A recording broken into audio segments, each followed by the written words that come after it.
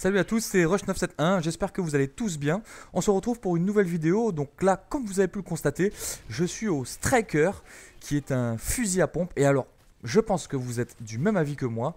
Les fusils à pompe sur Modern Warfare 3 sont très décevants comparé effectivement au succès qu'ils ont pu avoir sur Modern Warfare 2 et même, je dirais, sur Black Ops.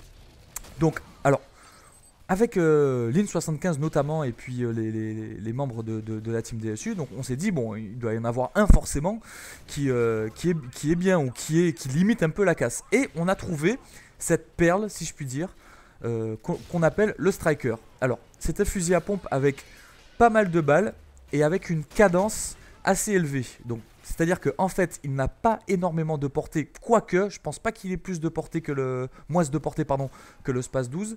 Par contre, c'est vrai qu'il a beaucoup plus de cadence. La cadence est beaucoup plus élevée, ce qui fait que, voilà, regardez, hop, voilà, là, vous avez vu, au niveau de la cadence, on est capable de tirer en rafale, ce qui est vraiment beaucoup plus avantageux lorsque la portée est négligeable. Effectivement, le Space 12 sur MW2, on savait tous qu'il avait une portée assez énorme, ce qui lui permettait en un coup, voire deux, de limiter les hitmarkers.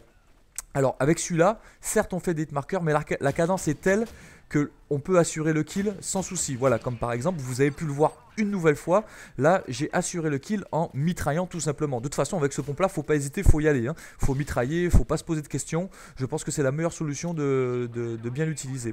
Alors, je suis en élimination confirmée. Donc, ça fait 2-3 fois que je vous propose des éliminations confirmées. Enfin, 2 fois, c'est la deuxième fois. C'est un mode comme je vous ai dit précédemment, que j'affectionne particulièrement parce que il est sympa, il est nouveau, c'est tout beau, tout nouveau.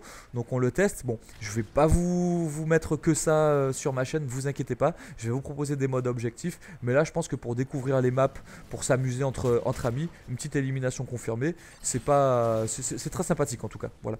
Donc Striker, donc je joue avec conditions extrêmes, ce qui vous fait un peu aller un peu plus vite, pas courir en illimité, ce qui est d'ailleurs dommage. Alors voilà, je tiens aussi à souligner ce petit point.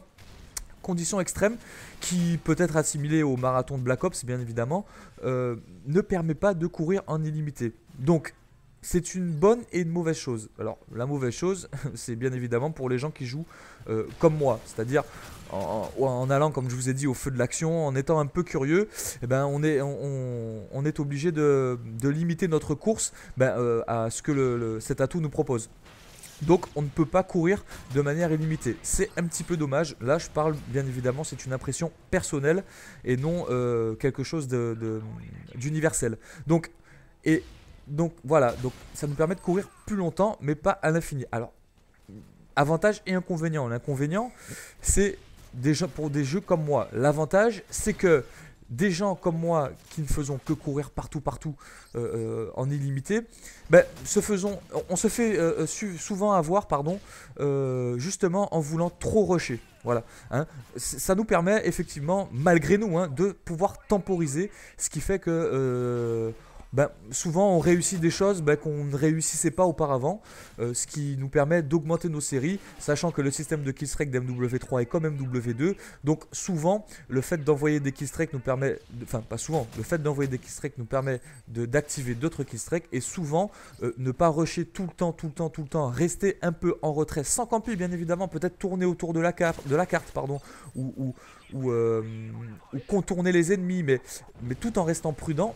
Le fait de ne pas courir de manière illimitée, ça nous permet d'être plus efficace dans ce domaine. Voilà ce que je voulais dire sur conditions extrêmes. Je joue aussi avec mon deuxième atout. C'était quoi? Je ne me souviens plus. C'est pas grave, je joue avec visée solide, par contre ça c'est sûr, en atout 3. Et couteau de lancer en équipement, mais ça c'est pas très important. Si ça me revient le deuxième atout, je vous le dirai. Si ça me revient pas, vous allez me le dire dans les commentaires, ou vous allez supposer dans les commentaires de cette vidéo.